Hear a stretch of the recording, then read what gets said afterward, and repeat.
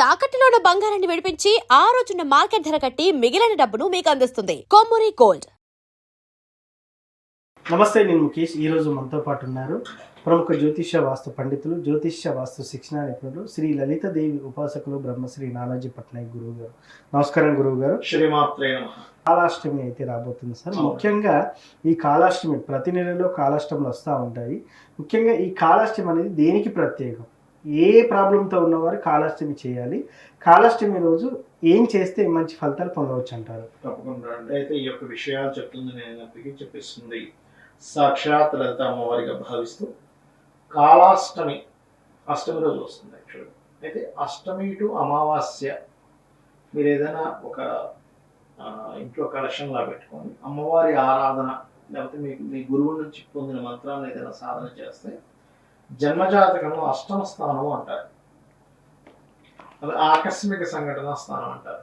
అది ఒక్కోసారి యాక్సిడెంట్ రూపంలో రావచ్చు, అనారోగ్య రూపంలో రావచ్చు, నష్టం జరగచ్చు, సడన్ ఇన్సిడెంట్స్ ప్రాణాలు పోయే స్థితి వరకు రావచ్చు.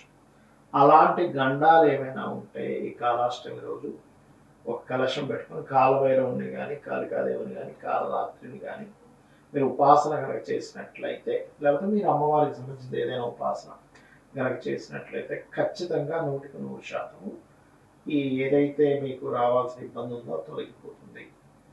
మనము కొన్ని ఎలా ఉంటాయంటే కొన్ని సాధనలు చేసినప్పుడు దేవత అనుగ్రహించి లైఫ్ ఇస్తుంది. దీనికి మనకి ఆదిశంకరాచార్యులు వారి వృత్తాంతమే ముఖ్యంగా. అతను సాక్షాత్ శంకరుడు. 8 సంవత్సరాలు మాత్రమే భూమి మీద నడయాడాలి, దాని తర్వాత మళ్ళీ అతని అవతారాన్ని చాలించి వెళ్ళిపోదాం అనుకుంటారు. కానీ ఇక్కడ ఉండేటువంటి సిచ్యువేషన్స్ని బట్టి మళ్ళీ వస్తూ, అంటే 8 కాస్త 16 కాస్త అలా 32 సంవత్సరాలు ఆయన భూమి మీద తిరగాడారు మన ఆదిశంకరాచార్యులు. తెలుసు కదా. అంటే ఏమిటి, ఒక డిసైడ్ అయ్యి వచ్చిన తర్వాత ఇక్కడ ఉండేటువంటి సిచ్యువేషన్స్ బట్టి అతను ఆయుష్ని పెంచుకుంటూ వెళ్ళారు ఆయన. అది ఎలాగా, ఒకసారి ఒకతను ఇస్తాడు, ఒకసారి ఇంకొక అతను ఇస్తాడు. అంటే నువ్వు గనక ఒక దేవతను పట్టుకొని అష్టమి రోజు నుంచి అమావాస్య రోజు వరకు ఒక సాధన కనుక చేయగలిగితే నీ జీవితంలో ఉన్నటువంటి అనేకమైన కష్టాలు తొలగిపోవడానికి అది తోడ్పడుతుంది. కాలాష్టమి రోజు కాలభైరవుడు యొక్క అష్టకం ఎన్నిసార్లు చదువుతా అంత మీకు బయటపడతారు. కాలభైరవుడు కానీ కాళీ ఉపాసన కానీ ఇలాంటివంటే కాలాన్ని తిప్పుతుంది మీకు అది. అంటే మీకు మనం కాలానికి అందరం బద్దులం, కానీ కాలస్వరూపులు వాళ్ళు. కాళీ అంటే ఎవరు? కాలస్వరూపిణి. కాబట్టి కాలంలో ఏది జరగాలన్నా ఏది మారాలన్నా ఆవిడ అనుగ్రహంతో మారుతుంది. అంతే. ఆవిడని మనం పట్టుకున్నప్పుడు ఇంకా మీకు ఇబ్బంది ఏంటి చెప్పండి? కాలం మిమ్మల్ని ఏం చేస్తుంది? ఆవిడ భక్తులు అయిపోయారు అందుకని. కాబట్టి చేయాలి. అయితే ఈ కాలాష్టమి అమావాస్య నుంచి అష్టమి నుంచి అమావాస్య అంతా కూడా ఒక దీక్షలాగా, అంటే మీరు నేల మీద నిద్రపోవడం, బ్రహ్మచర్యం పాటించడం, కాస్త ఒంటిపూట భోజనం చేయడము, కాస్త మౌనం ఎక్కువగా పాటించడం, అవసరమైనంత వరకు మాత్రమే మాట్లాడటం, ఇవన్నీ చేస్తూ గోశాలకు వెళ్ళి గోవులకి బెల్లము తినిపించడం, మీకు దగ్గరలో ఉండేటువంటి ఆలయాలను నువ్వుల నూనె ఇస్తూ ఉండాలి. అంటే ఈ ఆకస్మికంగా వచ్చేటువంటి రోగ సంబంధంగా ఎక్కువ ఉందన్నమాట, మన నువ్వులు ఎక్కువ దానంగా ఇస్తూ ఉండాలి. అలా కాదండి, పోలీస్ కేసెస్ గొడవలు అవుతున్నాయి అన్నప్పుడు వీళ్ళు ఇవ్వవలసింది ఏమిటంటే గంధం ఇవ్వాలి, లేకపోతే ఏదైనా ఆలయాల్లో హోమాలు జరుగుతున్నాయి, ఆ హోమాలకి సరిపోయేంత సమిదలు, సమిదిస్తే కూడా పోలీస్ కేసు సంబంధించి తగ్గుతాయి. సమిదిలో నెయ్యి ఇవ్వచ్చు. గురుబలం పెరగాలని నెయ్యి ఇస్తుండాలి.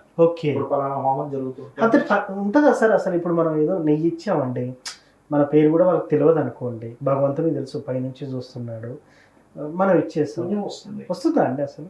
అంటే మన పేరు ఎవరికి చెప్పలేదు. ఇప్పుడు మనం తయారు చేసుకున్న సిస్టమే. మీరు వాహనం మీద వెళ్తున్నారు, ఒక సిగ్నల్ క్రాస్ చేసి వెళ్ళిపోయారు, ఫైన్ పడుతున్నారు, ఖచ్చితంగా పడుతుంది. ఎందుకు? ఒక సిస్టమ్ తయారు చేసింది గవర్నమెంట్. అంతే. మరి ఈ భగవంతుడు ఒక సిస్టమ్ తయారు చేసి పెట్టాడు. నువ్వు ఒకటికి అన్యాయం చేస్తున్నావు, దానికి కర్మ అనుభవిస్తున్నావు.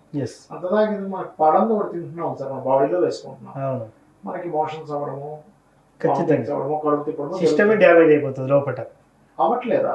అట్లాగే ప్రతిదీ కూడా భగవంతుడు సూర్యుడు, చంద్రుడు మన చెవుల దగ్గర, కళ్ళ దగ్గర ఇట్లా కొంతమంది దేవతలను అమర్చి పెడతారు. ఈయన ఏం చేశాడు? ఈ 5 ఫైల్స్ ఒకటే అవ్వాలి, మళ్ళీ ఓకే. అంటే ఏం పుణ్య కార్యాలు చేశాడు, ఏం పాప కార్యాలు చేశాడు, వీటన్నిటిని లెక్క కట్టి మీకు నెక్స్ట్ జన్మ ఇస్తారు. ఇది నిజం. ఓకే. అందులో డౌట్ ఏమీ లేదు. మనం 1% కూడా దేవుడు చూడట్లేదేమో అనుకుంటే తప్పు. మనం చేసే ప్రతిదీ కూడా భగవంతుడు గమనిస్తుంటాడు. ఖచ్చితంగా బ్రీఫ్ గా 100% దానికి తగ్గట్టుగా మార్క్స్ పడుతూనే ఉంటాయి. మనకి మార్క్స్ తగ్గిపోతూ ఉంటాయి, పడుతూనే ఉంటాయి. కాకపోతే ఈ కాలాష్టమి రోజు ఇది కనుక చేసుకుంటే కాలం నుంచి మీకు ఏదైతే అయ్యో టైం బాగాలేదు అంటారు సార్, టైం బాగుండడం జరుగుతుంది. టైం బాగుండడం అనేది స్టార్ట్ అవుతుంది మీకు. ఓకే. అర్థమైందా? కాలాష్టమి రోజు కనుక కాలభైరవుడు ఆరాధన చేస్తే. ఎస్. సో ముఖ్యంగా కాలాష్టమి రోజు కాలభైరవుని ఆరాధన చేయడం వల్ల ఇంతటి ఫలితం ఉంటుందంటారు. సార్ గురువు గారు, ఇంకొక సందేహం అండి నాకు, అంటే మాట వచ్చింది కాబట్టి నేను అడుగుతున్నాను. ఒక ఇంట్లో అందరికీ గవర్నమెంట్ జాబులు వస్తూ ఉన్నాయి, వాళ్ళు ఏ పుణ్యకార్యం చేసుకుంటే అట్లా వస్తుంది అంటారు? సూర్య భగవానుడు బాగుంటాడు వాళ్ళ జాతకంలో. దశమ స్థానం రవి సంబంధాలు కలిగి ఉండడం, లేదా దశమ స్థానం మంచి పొజిషన్ లో ఉండడం జరిగినప్పుడు గవర్నమెంట్ జాబ్ అంటే ఏంటి, సాధారణంగా జాబ్ అయిపోయిన తర్వాత కూడా మనీ రావడం, ఓకే, పెన్షన్ వస్తూ ఉంటుంది. అంటే వాళ్ళకి ఆఫ్టర్ రిటైర్మెంట్ తర్వాత కూడా డబ్బులు వస్తుంది అంటే that is the government job. Okay. కొన్ని జాబ్స్ లో ఉండవు, ఒకటేసారి పెద్ద అమౌంట్ ఇస్తారు. అదే విధంగా జాబ్ ఎక్కడ కూడా నిరంతరంగా ఉంటుంది. గవర్నమెంట్ జాబ్ అంటే ఒకసారి మధ్యలో జాబ్ పోయి మళ్ళీ 2-3 నెలల తర్వాత ఇంకో జాబ్ లో వెళ్ళడం, ఇంత మార్పులు ఉండవు, స్టాండర్డ్ గా ఉంటుంది. అందుకని సన్ ఇస్ ద కారక ఆఫ్ గవర్నమెంట్ జాబ్. సన్ అంటే పూర్వజన్మలో కూడా వాళ్ళు ఏమైనా మంచి చేసి ఉంటారా కర్మలు, వాళ్ళ తాతలు ముత్తాతలు? అంటే ప్రజలకు మంచి చేసిన వాడికి గవర్నమెంట్ జాబ్ వస్తుంది. గవర్నమెంట్ అంటే ఏంటి, ఇప్పుడు ప్రజలే కదా, ప్రజల నుంచి వచ్చే డబ్బే కదా నీకు వస్తుంది గవర్నమెంట్ జాబ్ అంటే. పూర్వజన్మలో ఏదో జనానికి ఏదో చేసి ఉంటాడు, ఆ జనాల దగ్గర రుణపడి ఉంది కాబట్టి ఆ రుణం జన రూపంలో మళ్ళీ మీకు వస్తుంది, మన వాళ్ళ రూపంలో కూడా వస్తుంది అన్నమాట. దేవాలయానికి భూములు ఇచ్చిన వారు ఉంటారు కొంతమంది, వాళ్ళకి ఎలాంటి ఫలితం ఉంటుందండి? కుజదోషాలు పోతాయండి. దేవాలయానికి కనుక ఎవరైనా భూమి ఇస్తే, మీరు మీ సొంత భూమి అయి ఉండదు, ఏదో కబ్జా చేసి ఇస్తే కదా, ఖచ్చితంగా వాళ్ళకి పెద్ద పెద్ద డేంజర్స్ బయటపడతారు. ఓకే. భూమి దానం తీసుకున్న వాళ్ళు కూడా దేవాలయానికి ఇవ్వడం అంటే అది వేరే ట్రస్ట్ కి ఇచ్చేస్తారు. మీరు మామూలు కొంతమంది పురోహితులకు ఇస్తుంటారు, చాలా భూములు ఉంటాయి, అదే భూమి తీసుకున్నారు. దానం తీసుకున్న భూమి ఎంత ఇదంటే వాళ్ళు ఎంతో గాయత్రి చేయాలి. భూమి దానం, సువర్ణ దానం మామూలు విషయం కాదు, చాలా పెద్ద కర్మ అది. దాని మీద కొన్ని లక్షల జపం చేయాలి కూర్చొని, లేకపోతే ఆ దానం తీసుకుని మామూలు విషయం కాదు. మరలా దేవాలయ భూములు కొంతమంది కబ్జా చేస్తుంటారు. అక్కడ వచ్చిన సందర్భం వచ్చింది కాబట్టి భూమిలో ఒక్క ఇసుకైన మీరు కబ్జా చేసిన ఒక 1000 జన్మలు మలంలో పురుగుగా పుడతాడు మనిషి. అది గర్భపురాణంలో బట్టి ఉంది. మలంలో కర్మ విభాగంలో ఉంటుంది, మలంలో పురుగుగా పుడతాడు అని. అది విషయం. సో మొత్తానికి ఆలయానికి ఇవ్వడం మంచిదే అంటారు. వంశం బాగుంటుంది అంటారు. వంశ అభివృద్ధి ఎప్పుడు కూడా దేవాలయానికి సేవలు చేయడము, భక్తులకు సేవలు చేయడము, లేకపోతే ధర్మంగా బ్రతకడం అన్నిటికంటే ముఖ్యం చెప్తుంటారు. మీరు ధర్మబద్ధంగా ఉండాలి. ధర్మబద్ధంగా ఉండడం అంటే ఇక్కడ అర్థం ఏంటంటే, ఇప్పుడు చిన్న ఎగ్జాంపుల్ చెప్తా చూడండి. మీరు తీసుకుంటున్న ధనానికి సరైన న్యాయం చేయగలిగారు. డబ్బులు తీసుకోకపోవడం ధర్మం కాదు. మీ కంపెనీ ఉంది, ఈ ఛానల్ ఉంది, ఈ ఛానల్ కి యాడ్స్ కావాలంట. ఆ యాడ్స్ చేస్తున్నందుకు మీరు వాళ్ళ దగ్గర తీసుకున్న మనీకి యాడ్స్ సరైన ఇవ్వాలి. ఆస్ట్రాలజర్ గా వాళ్ళంతా ఫీజు కట్టారు నాకు, దాని తగ్గ వర్త్ నేను ఇవ్వగలగాలి.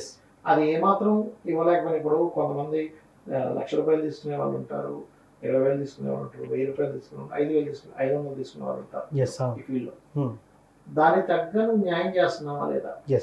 నీ దగ్గరకు ఒక 3,000 కట్టి వస్తే ఆ 3,000 కంటే నీకు 100 రెట్లు వాడికి లాభం వస్తుందా లేదా దానివల్ల అనేది చాలా ముఖ్యం. So thank you sir. Kalashtami రోజు ఏం చేయాలి, మిగతా చిన్న 2 సందేహాలు చాలా చక్కటిగా ఉన్నాయి సార్. ధన్యవాదాలు. శ్రీమాత్రే.